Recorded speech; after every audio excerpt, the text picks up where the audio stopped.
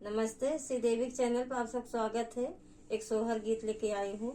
अरे अरे काली जामुनिया तू फरी के लटक जाई, तू फरी के लटक जाती हो। जामुनी तो का तोरा न पिया त्यों नाये न भरी, देखित नाये न भरी देखती हो। अरे अरे काली जामुनिया तो फरी के लटक गैलू, फरी के सरी गैलू।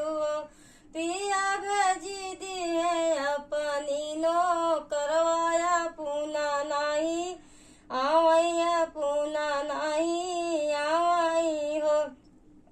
अरे अरे सासू नदिया पसैलड़ी जैतू पसैलड़ी जैती हो। सासू तो का समझावन पियवायो त्यों नाये न भरी, देखित नाये न भरी देखती हो। अरे अरे सासू नदिया पसैलड़ी गैलिया पसैलड़ी गैली नी हो। पिया भजी दी है अपनी भैया पूना नहीं, आवैया पूना नहीं आवई हो। पिया भजी दी है छोट का देवरवाया पूना नहीं, आवैया पूना नहीं आवई हो। अरे अरे छोट की नदिया तू एक दिन गावन जैतू, एक दिन गावन जैतू।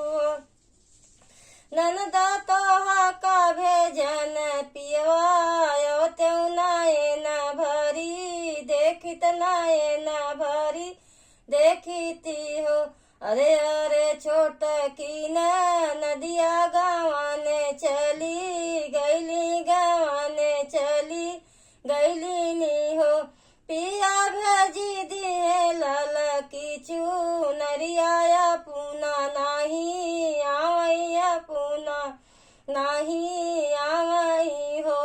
पिया भजी दिए लाल काओ हरवाया पूना नहीं, आवैया पूना नहीं आवई हो।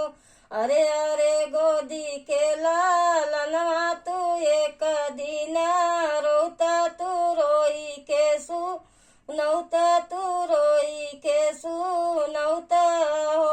अरे अरे गोदी में लालनवा तू एक दिन रोता, तू रोई के सु नौता। पापाई चला त्यों पियाई चला त्यों नाये न भरी, देखित नाये न भरी देखती हो। अरे अरे गोदी के लालनवा तू एक दिन रोया, तू रोई के सु नाया। पापाई तोहरी आए ता गोदी में उठावाई हो। ललना रोई रोई पापा के सुनाया, पापाई तोहरी आए ता गोदी में